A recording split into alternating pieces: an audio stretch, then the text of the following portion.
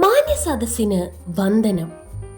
വേദിയിലിരിക്കുന്ന വിശിഷ്ട വ്യക്തികളെ, ഗുരുഭൂതരെ, എൻ്റെ പ്രിയ കൂട്ടുകാരെ, ഇന്ന് ലോക ജനസംഖ്യാ ദിനം. ജനസംഖ്യ വർധനയ്ക്കെതിരെ ജനങ്ങളെ ബോധവാന്മാരാക്കുക എന്ന ലക്ഷ്യം വെച്ച് എല്ലാ വർഷവും ജൂലൈ 11 ലോക ജനസംഖ്യാ ദിനമായി നാം ആചരിച്ചു വരുന്നു. 1987 ജൂലൈ 11 ലോക ജനസംഖ്യ 500 കോടിയിലെത്തിയത്. അടുത്ത 50 വർഷം കൊണ്ട് ലോക ജനസംഖ്യ ഇരട്ടിച്ച് 1100 കോടിയിലെത്തുമെന്നാണ് ജനസംഖ്യാ വിദഗ്ധരുടെ കണക്കുകൂട്ടൽ. ലോക ജനസംഖ്യാ ദിനം ആഗോള ജനസംഖ്യയുമായി ബന്ധപ്പെട്ട നിർണായക വിഷയങ്ങളിൽ ശ്രദ്ധ കേന്ദ്രീകരിക്കുന്നു.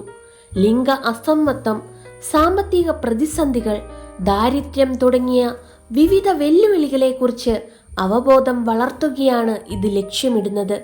ജനങ്ങളുടെ ജീവിത പുരോഗതിക്കായി സജീവമായി പരിശ്രമിക്കാനും നല്ല പരിവർത്തനങ്ങൾ നയിക്കുവാനുമുള്ള ഒരു ഓർമ്മപ്പെടുത്തലാണ് ഈ ദിനം.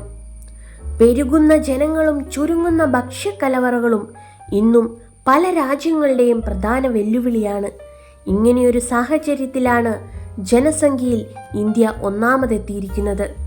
ദാരിദ്ര്യത്തെ ചെറുക്കാൻ, ജനങ്ങളിലേക്ക് തൊഴിലവസരങ്ങൾ എത്തിക്കാൻ വേണ്ട പദ്ധതികളിലേക്ക് കേന്ദ്ര സർക്കാർ ശ്രദ്ധിക്കേണ്ട ദിനം കൂടിയാണിത്. നമുക്കെല്ലാവർക്കും വേണ്ടി ഭക്ഷണം ഉൽപ്പാദിപ്പിക്കുന്ന ആളുകൾ ഇന്ന് നാം കഴിക്കുന്ന അരിയോ ഗോതമ്പോ അവരുടെ സ്വന്തം മക്കൾക്ക് വയറ് നിറയെ കൊടുക്കാറില്ല. നമ്മുടെ കൈവശമുള്ള വിഭവങ്ങളുമായി നമ്മുടെ ജനസംഖ്യ ക്രമീകരിക്കാൻ നമുക്ക് സാധിക്കണം.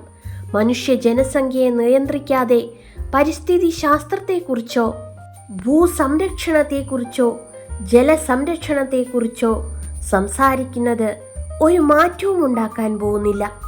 ആവശ്യമായ വിദ്യാഭ്യാസവും അവബോധവും ജീവിതത്തിലേക്ക് കൊണ്ടുവന്നാൽ ഓരോ മനുഷ്യർക്കും മാറ്റങ്ങൾ കൊണ്ടുവരാൻ സാധിക്കും. ശാസ്ത്രീയ മാർഗങ്ങളിലൂടെ ജനസംഖ്യ നിയന്ത്രിക്കേണ്ടത് വികസിത സമൂഹത്തിന്റെ ഉത്തരവാദിത്വമാണ്. ജനസംഖ്യാ നിയന്ത്രണത്തിന്റെ ഭാഗമായി നടപ്പാക്കിയ കുടുംബാസൂത്രണം, ഇന്ത്യയിൽ ഫലപ്രദമായി നടപ്പാക്കിയ കേരളം ഈ രംഗത്ത് രാജ്യത്തിന് മാതൃകയായ ഒട്ടേറെ കാര്യങ്ങളിൽ മുന്നേറ്റം നടത്തി.